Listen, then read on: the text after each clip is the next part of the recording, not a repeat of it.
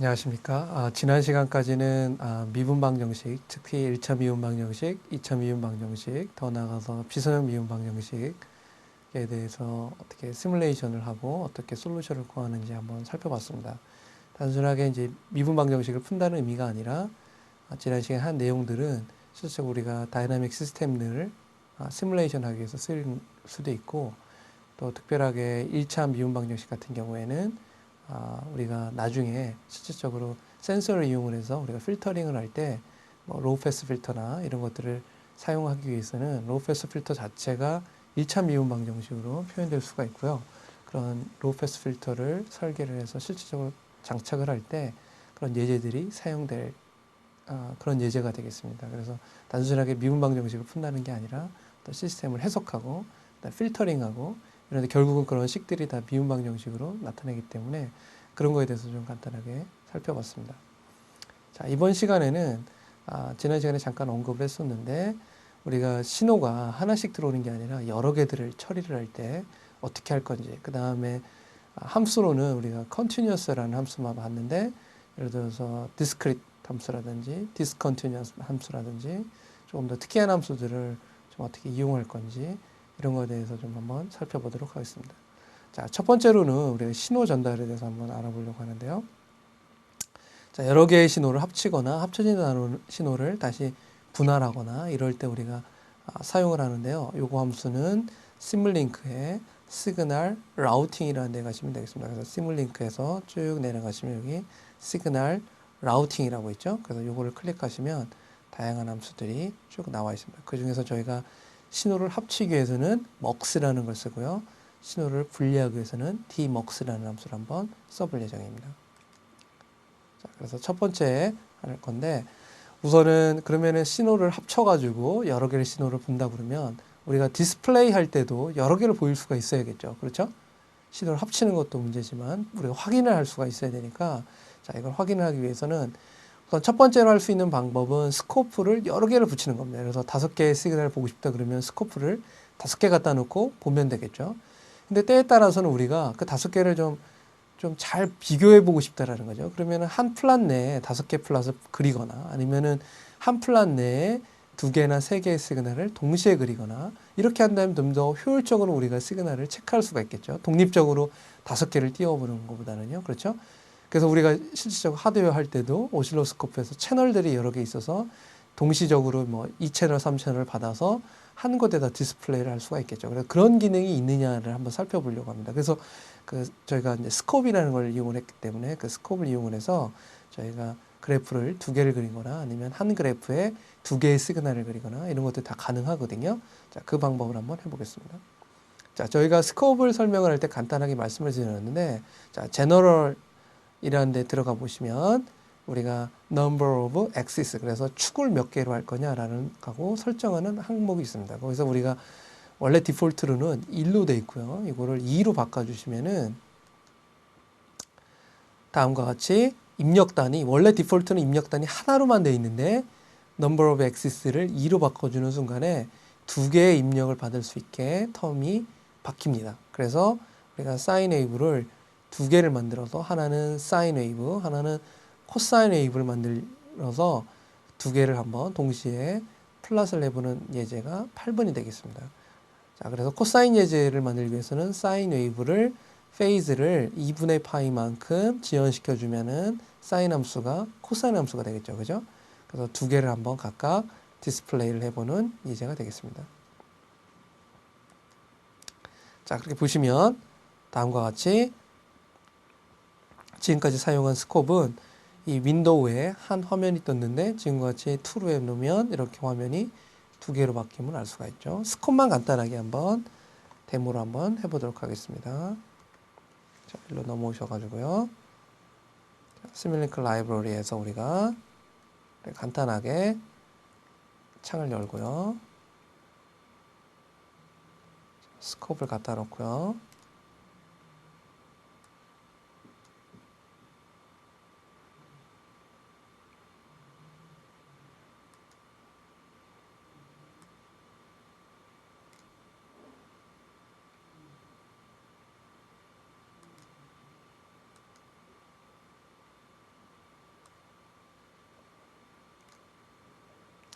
자, 스코프를 갖고 왔고요. 거기서 더블 클릭을 하신 다음에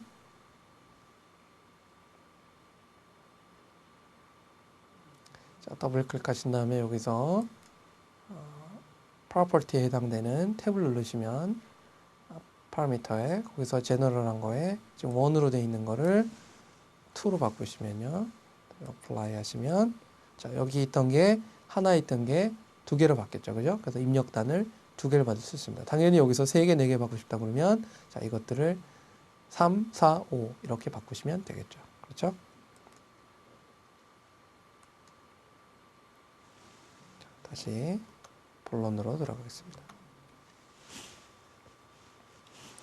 자, 그 다음에는 두 번째로는 한 플랫에다가 지금 그려놓은 거를 한 번에 그리는 거죠. 지금 시그널이 2개죠. 그죠? 2개의 시그널을 한 플랫에다 동시에 그리는 예제가 되겠습니다. 그럴 때는 아까 제가 말씀드렸듯이 뭘 써야 된다고 그랬죠? 시그널을 합칠 때는 먹스를 쓴다고 그랬죠?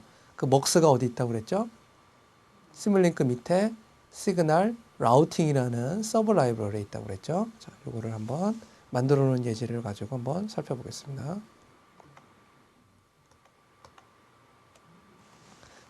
넘어오시면은 예제 8번이기 때문에 예제 8번 두 번째 예제를 한번 보시면요. 다음과 같이 이렇게 생성되어 있죠. 자, 요거는 어디서 갖고 왔다? 아까 말씀드렸듯이 시뮬링크 라이브러리에 시그널 라우팅이라고 여기 있죠. 그래서 시그널 라우팅을 한번 클릭해 보시면 여기 쭉 내리시면 여기 먹스라는 게 있죠. 그죠? 자, 요거를 드래그 하셔서 갖고 오시면 되겠습니다. 그래서 결국은 각각의 시그널이 들어오면 요거는 합쳐가지고 요거는 2개의 시그널이 동시에 가는 겁니다. 2개의 시그널이 동시에 들어가서 스코프에다가 표시를 하는 게 되겠죠. 그래서 스코프를 더블 클릭해 보시고 한번 런을 한번 해보겠습니다. 그래서 런을 하면 자, 이렇게 표현됐죠. 그래서 위에서 들어오는 사인 웨이브가 자, 노란색에 해당되는 거고요. 밑에 있는 사인 웨이브를 한번 더블 클릭해 볼까요? 동일한 사인 웨이브인데 저희가 어떻게 했죠? 페이즈를 2분의 파이에서 2분의 파이만큼 페이즈를 이동을 시켰죠. 그렇죠? 자, 그렇게 되면은 코사인 함수랑 같게 되죠. 그래서 보시는 것 같이 보라색으로 코사인 함수가 그려짐을 알 수가 있고 한 플랫 내에 2개를 동시에 그렸습니다. 자, 그래서 시그널을 3개, 4개 하고 싶다 그러면 이것들을 많이 하고 다 먹스로 묶으면 되겠죠. 자, 먹스를 한번 더블 클릭해 보시면 지금 현재 디폴트로 되어 있는 거는 number of input이 2개로 되어 있습니다. 이거를 3개, 4개, 5개 계속 만들면 더 많은 시그널들을 바꿀 수가 합칠 수가 있겠죠. 자, 예제는 없지만 이거를 다시 2개로 분리하고 싶으면 어떻게 해야 된다? dmux를 쓰면 됩니다. 자, 이거를 어떻게 하면 다시 시그널을 2개로 분리하고 싶으면 여기 보시는 것 같이 dmux를 클릭하셔서 보시면 자, 이렇게 만드시면 자, 2개로 분리가 됐죠. 그죠? 그래서 요 윗게 바로 요 시그널이고요. 요 아랫게 요 시그널입니다. 그렇죠? 자, dmux를 쓰실 때 조심하셔야 될 점은 뭐죠? 요 시그널이 몇 개의 시그널이 합쳐져 있는지를 알아야겠죠. 그죠? 그래서 요 시그널 개수와 dmux의 개수를 맞춰야겠죠. dmux의 개수는 더블 클릭하시면 마찬가지로 number of output. 그래서 output의 개수를 맞추셔야겠죠. 그렇죠?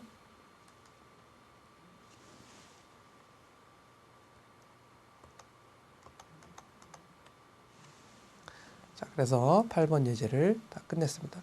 자, 그 다음부터 예제 9번은 좀 토픽이 조금 바뀌게 될 텐데 뭘 하고 싶으냐면 플로우 컨트롤을 좀 한번 해보려고 합니다. 그래서 구성 요소 중에 지금까지는 연산하는 거에 대해서 집중적으로 뭐 수학, 뭐 미분 방정식을 푼다든지 이런 것도 다 연산에 해당되는 거죠. 그래서 지금까지 살펴본 거는 연산에 대해서 한번 살펴봤고요. 그 다음 토픽으로는 조건문에 대한 겁니다. 그래서 C나 C++나 아니면 멜랩에 대해서 좀 아신다면 if else문에 해당되는 게 되겠습니다. 그래서 좀 저희가 조건문을 이용하기 위해서는 if else 뭐 이런 것들은 없고요. 여기서는 그래서 우리가 뭘 이용하려고 하면 스위치라는 걸 이용을 해서 조건문을 만들려고 합니다. 자, 여기서 보시는 것 같이 예제는 어떻게 구성이 되어 있냐면요. 자, 지금 컨스탄트로 1하고 마이너스 1이 있고 사인 웨이브가 있습니다. 그렇죠? 자, 그래서 지금 여기서 구성하고 싶은 것은 사인 웨이브가 쭉 가가지고 스위치 문을 더블 클릭해 보시면 스레시홀드가 제로로 되어 있습니다. 즉 무슨 얘기냐면 이 스위치문의 작동 원리는 어떻게 되냐면 가운데선이 판단의 기준이 되는 문이 되겠습니다. 그래서 가운데로 들어오는 시그널이 스레시홀드보다 크면 윗게 지나가게 되고 스레시홀드 값보다 작으면 아랫게 지나가게 되는 거죠. 그죠? 우리가 그래서 텍스트 베이스로 문장으로 한번 비교를 해본다면 요 가운데 문, 요게 if하고 가로치고 판단문에 해당되는 게 요 가운데로 들어오는 거고요. 그 다음에 if문 밑에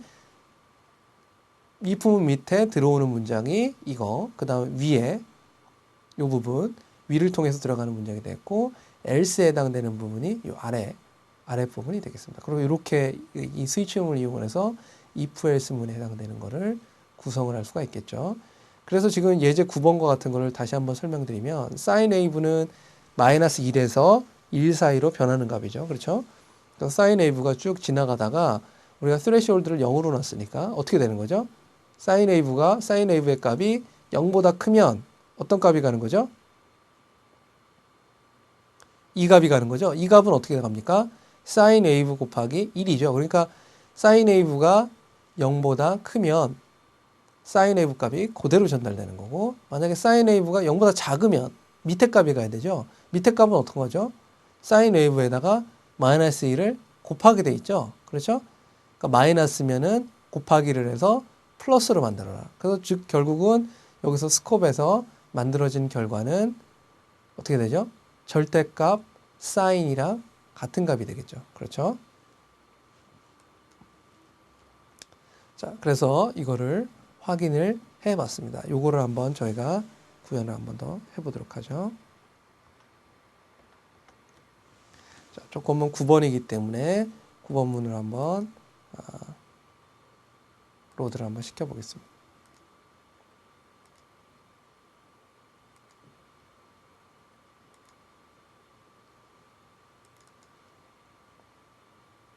자, 9번문 아까 파워포인트에서 보았던 거와 동일하죠. 그래서 스콥을 더블 클릭해 보시고, 자,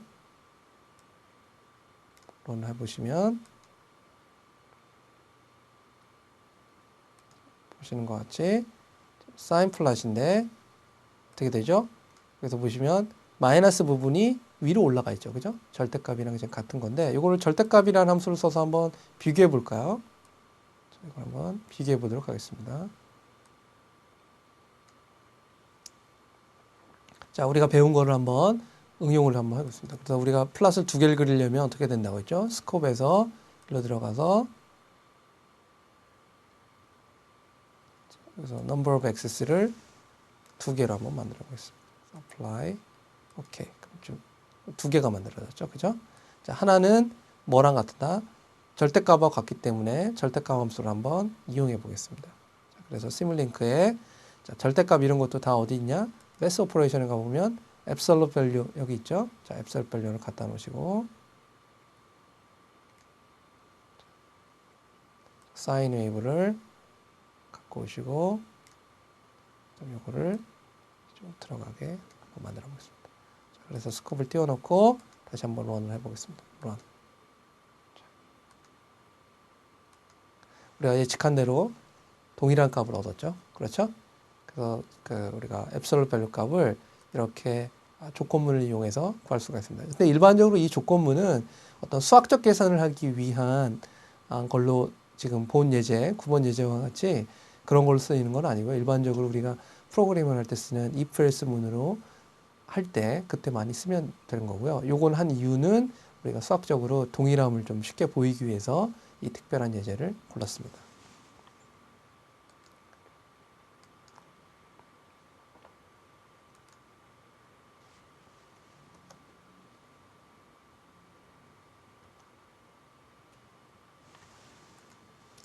자, 그 다음에는 불연속 함수에 대해서 한번 살펴보겠습니다. 불연속 함수는 영어에서 여러분들 아시다시피 시뮬링크 서브 라이브러리에 discontinuity라는 데를 가시면 불연속 함수라는 것을 찾을 수가 있고요. 굉장히 많은 불연속 함수가 또 있습니다. 자, 불연속 함수를 좀 많이 쓰는 이유는 우리가 실제 시스템을 모델링할 때 제가 이 강의의 서론에 대해서 얘기를 할 때 말씀을 드렸지만 우리가 모델링을 할 때 일반적으로 리니어 모델을 찾고 싶지만 현재 존재하는 모든 시스템들은 다 비선형이죠. 그렇죠? 그래서 비선형의 이펙트가 크지 않다라고 보면 우리가 선형화해서 할 수 있지만 비선형에 대한 이펙트가 크다고 그러면은 비선형 모델을 무시할 수가 없죠. 그죠? 그래서 그런 비선형 모델을 만약에 모형을 한다고 그러면 여기 나와 있는 discontinuous 펑션들을 많이 사용하게 되죠. 그죠? 그래서 예를 들어서 뭐 데드존이 존재하다든지 히스테리시스가 존재하다든지 릴레이가 존재하다든지 그런 경우를 표현하려면 이런 discontinuous 펑션에 들어가 보시면 이런 것들을 구현할 수 있는 펑션들이 쭉 되어 있습니다. 그래서 드래그해서 쓰시면 되고요. 저희가 특별히 여기서는 어떤 함수를 써보려고 그러면 saturation 함수를 쓰려고 합니다.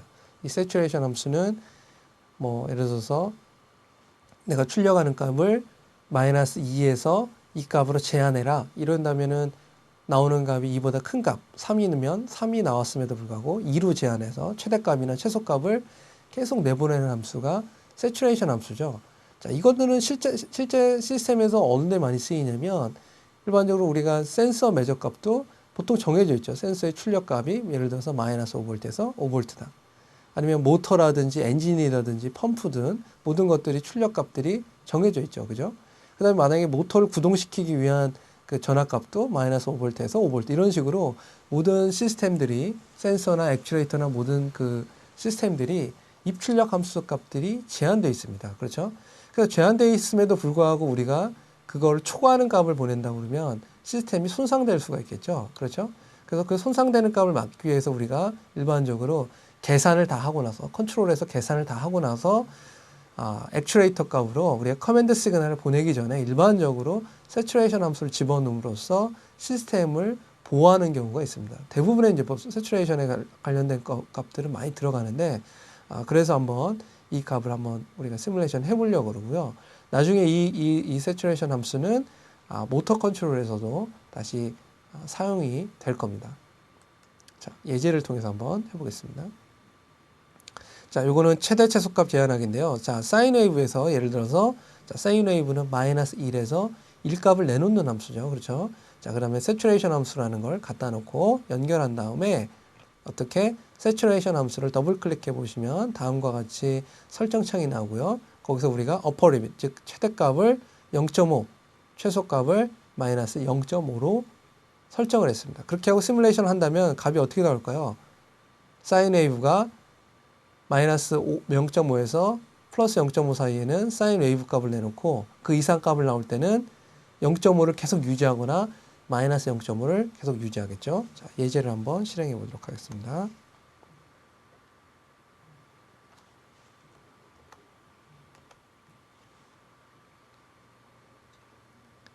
자, 예제 10번이 되는데요. 자, 더블 클릭을 해 보시고요. 자, 이거를 런 하시면 자, 다음과 같이 보라색이 원래 사인 웨이브에서 나오는 시그널이 됐고 노란색이 0.5보다 작을 때는 똑같이 보라색하고 같다가 0.5보다 클 때는 0.5를 유지하고요. 다음에 같이 보라색하고 똑같이 떨어지다가 마이너스 0.5보다 더 작은 값이 나올 때는 마이너스 0.5를 유지하고 이런 식으로 계속 왔다 갔다 하죠. 간단한 예제를 통해서 우리가 세츄레이션 함수가 어떻게 작용되는지를 한번 살펴봤습니다.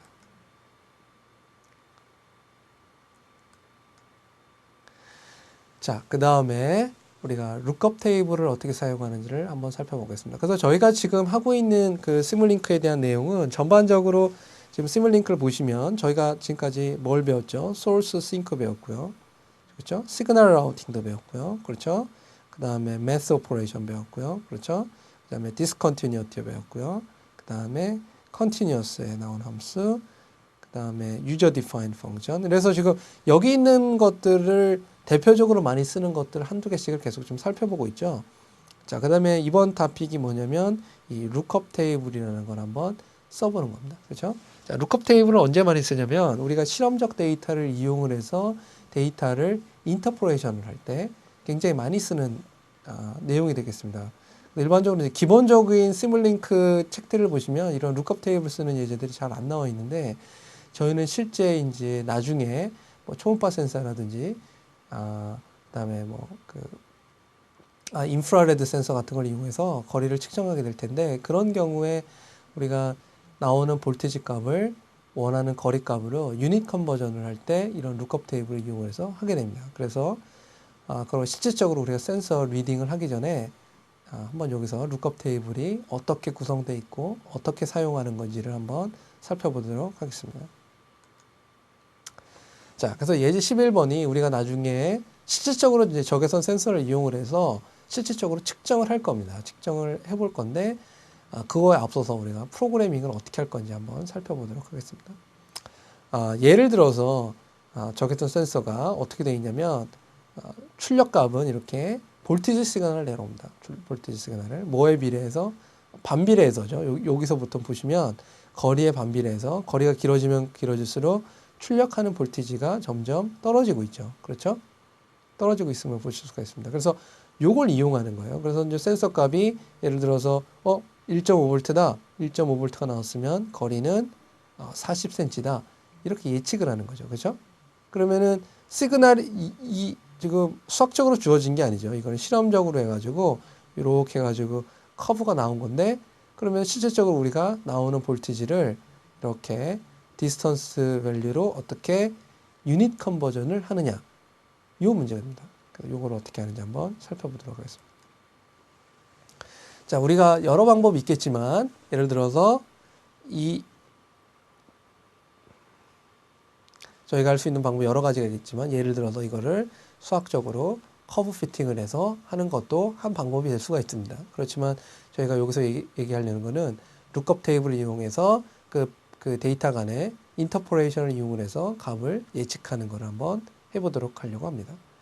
그래서 앞에 표를 이용을 해서 저희가 포인트를 6포인트를 선정을 했고요. 그 6포인트에 대해서 거리값을 적었습니다. 자, 그래서 우리가 입력값은 나중에는 이 값이 이제 실제 센서에서 나오는 값이기 때문에 여기서는 우선은 사인 웨이브를 이용을 해서 입력값을 한번 구성을 해 보겠습니다. 그래서 사인 웨이브 값이 들어오고요. 자, 그 다음에 룩업 테이블은 어디 가시면 되냐면 시뮬링크 서브 블락에 룩업 테이블이라는 데를 가보시면 룩업 테이블이 있습니다. 그래서 그걸 갖다 놓으시면 되고 이렇게 연결을 하면 되겠죠. 자, 그 다음에 첫 번째 사인 웨이브는 마이너스 1에서 1값을 내놓는 거죠. 그렇지만 우리가 그 센서의 데이터를 보시면 어떻게 돼 있죠? 자, 다시 한번 플러스로 가보시면 볼티지 시그널이 마이너스 값이 없죠. 대략 한 0.5에서 한 2.78 이 값이 왔다 갔다 그러죠. 그렇죠? 그래서 지금 사인 웨이브를 0.5에서 2.5 이런 식으로 움직여주면 좋겠죠. 그래서 1.5를 기준으로 앰플리튜드를 1로 주면 0.5에서 2.5 사이 값을 왔다 갔다 거리는 사인 웨이브가 만들어지겠죠. 그렇죠? 자, 그래서 그 사인 웨이브를 이용해서 적외선 센서 측정값을 거리값으로 잘 환산할 수 있는지를 한번 살펴보도록 하겠습니다. 자, 그렇게 하기 위해서는 사인 웨이브를 0.5에서 2.5 사이 값으로 움직이기 위해서는 바이어스를 1.5로 세팅을 하고요. 앰플리튜드를 1로 두면 되겠습니다. 자, 그 다음에 룩업 테이블을 더블 클릭하신 다음에요. 우리가 아까 만들어 놓은 요 테이블 값을 집어넣어야겠죠. 그러면 요 테이블 값을 집어넣으면 전압값이 요 사이 값이 오면 요 사이 값은 요 두 정보를 이용해서 리니어 인터포레이션을 하는 겁니다. 자, 그래서 요 테이블을 이렇게 두 개의 벡터를 이용을 해서 집어넣으시면 되고, 자, 인터포레이션은 어떤 방법으로 할 거냐?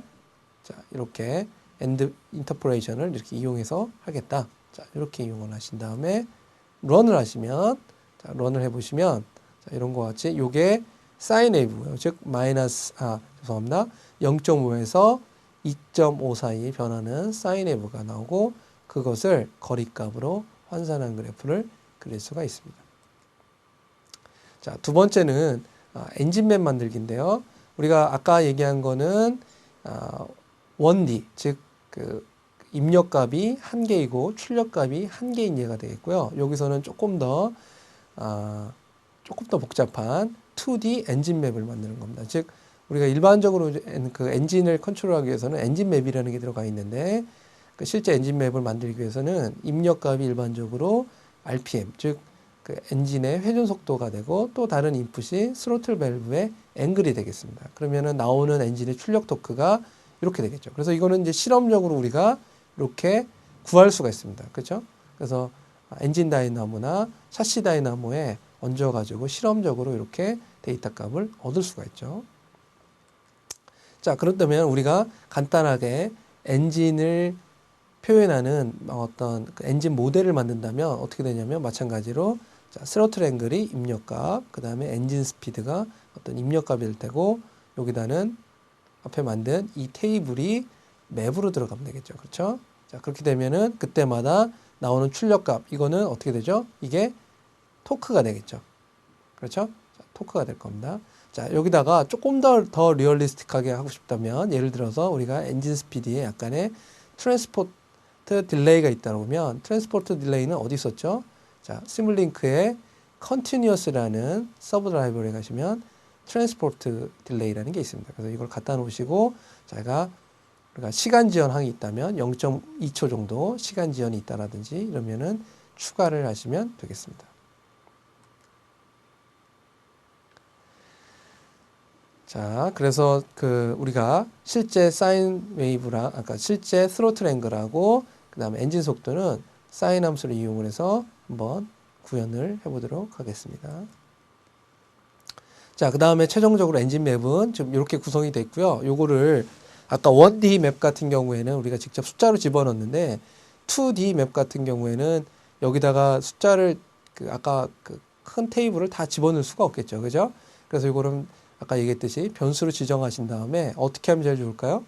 그렇죠. 워크스페이스라는 걸 이용하면 제일 좋겠죠. 우리가 여러분 기억하신다면 전 그 강의에서 우리가 비선형 미분 방정식을 풀 때 내추럴 프리퀀시라든지 댐핑 레이시오 같은 것을 우리가 멜랩의 M 스크립을 이용을 해서 저장을 해 놓은 다음에 그거를 워크스페이스를 이용을 해서 로드를 시키고 그다음에 시뮬링크에서 그 작동을 시켰던 그런 예제 기억하시죠?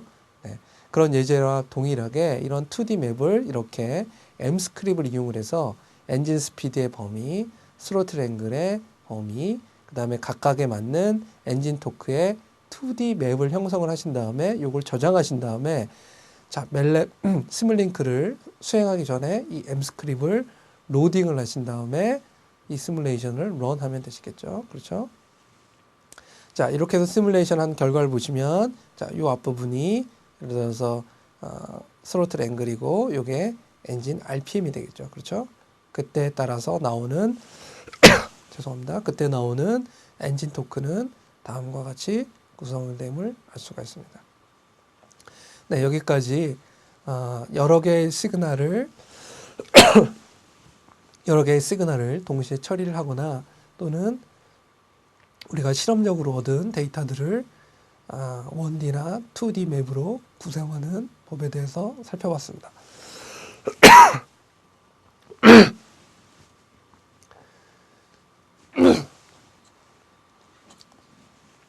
자, 지금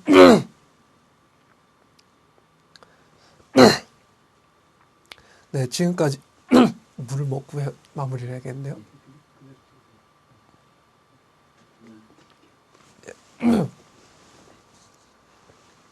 시간이 얼추 됐죠? 네. 도저히 건조한 가운데 여기.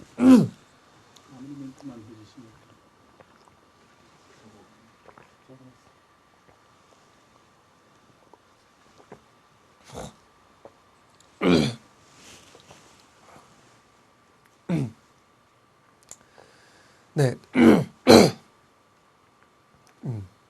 아.